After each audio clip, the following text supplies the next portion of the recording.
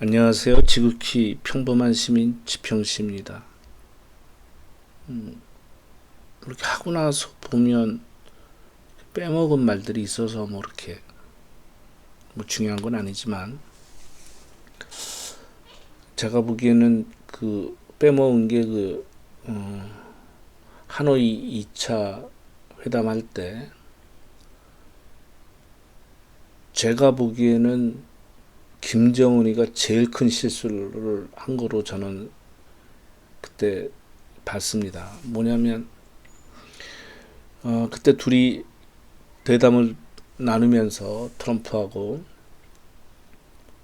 그 뭐 기자들 뭐 후레쉬 터지고 뭐 난리가 났죠. 그 많은 사람들 앞에서 대화를 나눌 때 트럼프가 좀 시간을 두고 보자는 얘기를 하니까 김정은이가 무의식적으로 1분 1초가 급한데라고 얘기를 했습니다. 완전히 약세를 보인 거죠. 제가 보기엔 북한 사정이 대변해 주는 거 아닌가. 자기는 빨리 어떻게 마무리 짓고 경제 발전하고 뭐 북미 수교 맺고 뭐 이렇게 하려고 그랬는데 다 어긋난 거죠.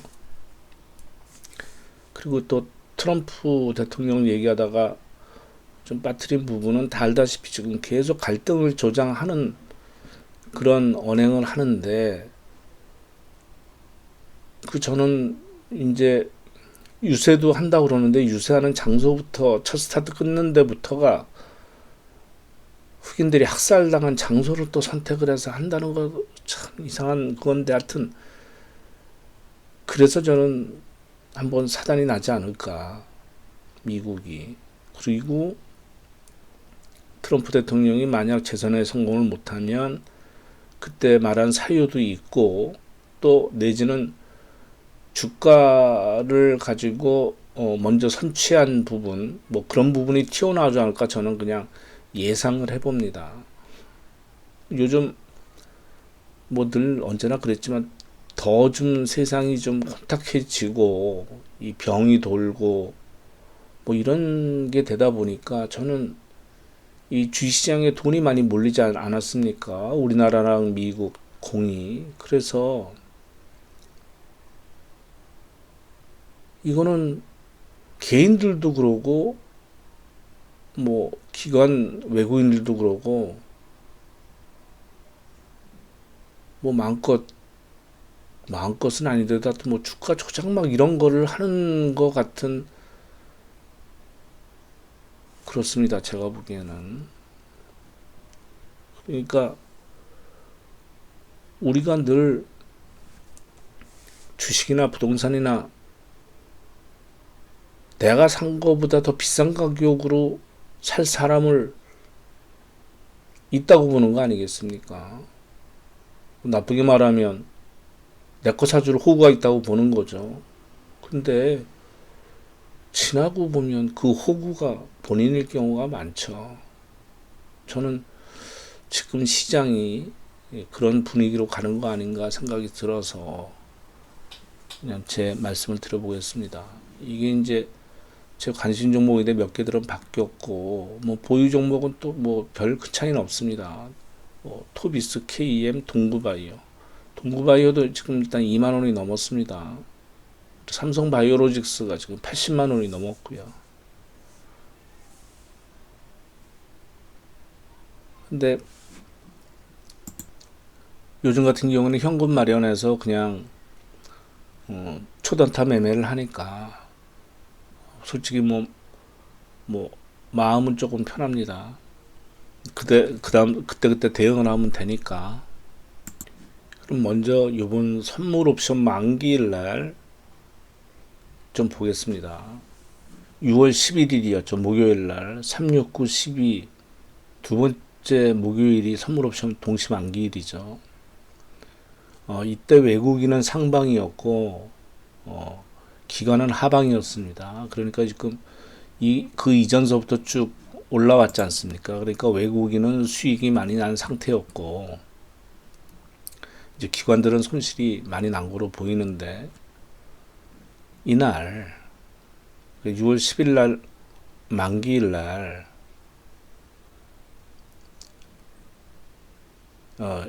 예를 들어서 한 아침에 시작할 때 대강 한 10포인트 빠져서 시작을 했죠.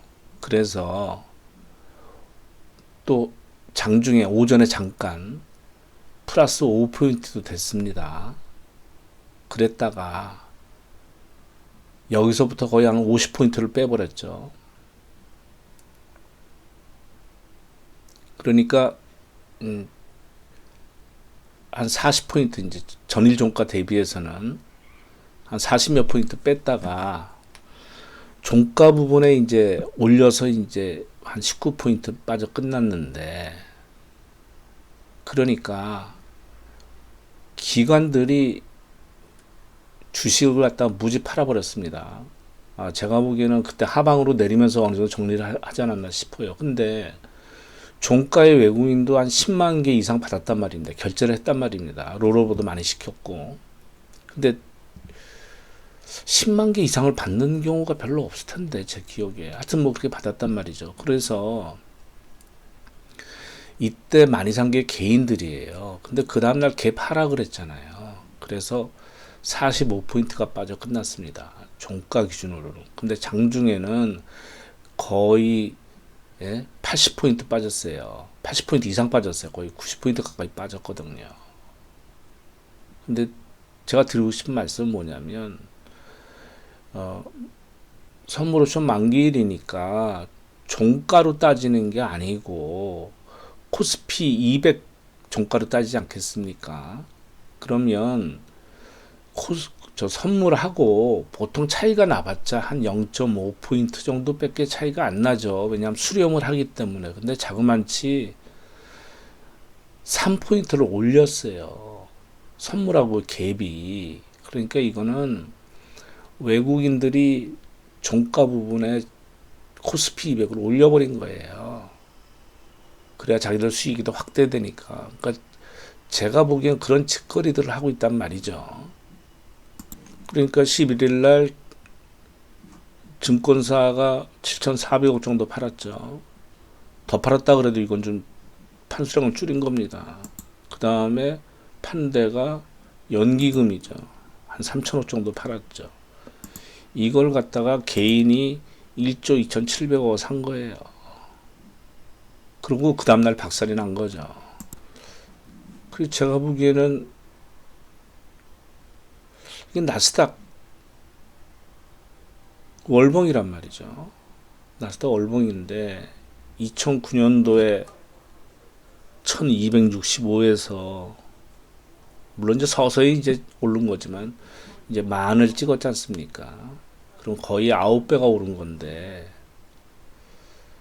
지금 이 낙폭이 됐다가 반등한 게 이게 미국이나 우리나라나 개인들이 장을 주도했다고 그래야 되나? 하여튼 개인들이 어마어마하게 들어왔단 말이죠. 두 나라 다. 그래서 우리는 뭐 동학개미 뭐 이런 표현을 쓰는데 공교롭게 또 미국은 그 뭐 매매 무료 웹사이트 이름을 뭐 로빈후드라고 해서 여기에서 이제 그 젊은 사람들 뭐 이렇게 해서 평균 연령이 31세라는데 앱 이용자가 1,300만 명이라고 그러네요. 그리고 1분기에만 300만 개 신규 계좌가 개설됐는데 여기서 주로 그런 매매들을 한단 말이죠. 근데 여기서 묻지마 매매를 해버리니까 그러면 예를 들어서 미국 IT 기업 팡주라고 하지 않습니까? 그럼 뭐 페이스북, 아마존, 넷플릭스, 구글 해서 이 회사들이 어마어마하게 오른 건데 이걸 뭐라고 돼? 팡드라고 읽어야 되나요? FANGDD라고 그냥 이름이 그런 회사가 있다는 겁니다. 예? 근데 이 주식 예탁 증서 DR이 하루에 395%가 올랐답니다. 근데 이게 팡주하고는 아무 관계도 없는 중국 부동산 업체 이름이에요, 그냥. 이게 말이 됩니까? 그리고 얼마 전에 미국에서 그 렌트카 업체 그 허츠가 파산 신청하지 않았습니까? 그거 한번 주가 한번 보겠습니다. 주가 어디가 있어 이거?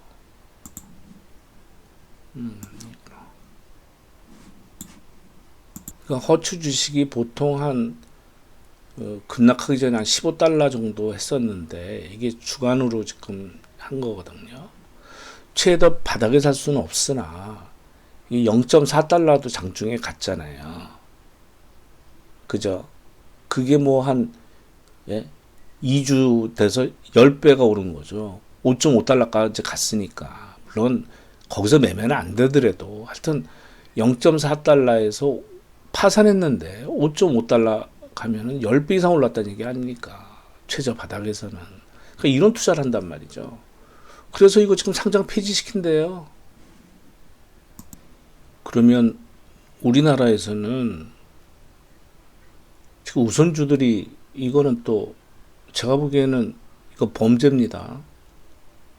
우선주 매매하신 분들 글쎄 있을래나 조심해야 되는데 이건 뭐 제 눈으로 본 게 아니니까 제가 추론을 하는 겁니다.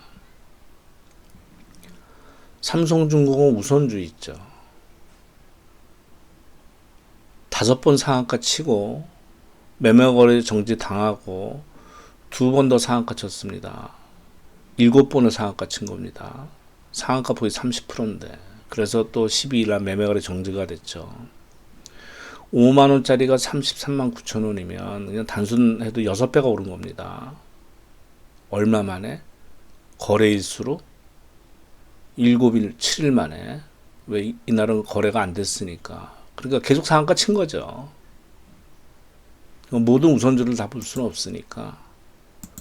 그 다음에 일양약품 우선주 있죠.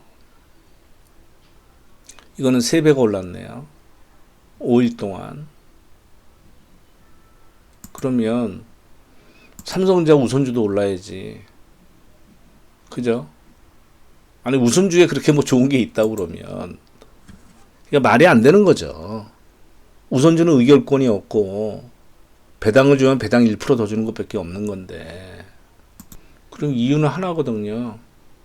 삼성전자 우선주는 자본금이 1194억이에요.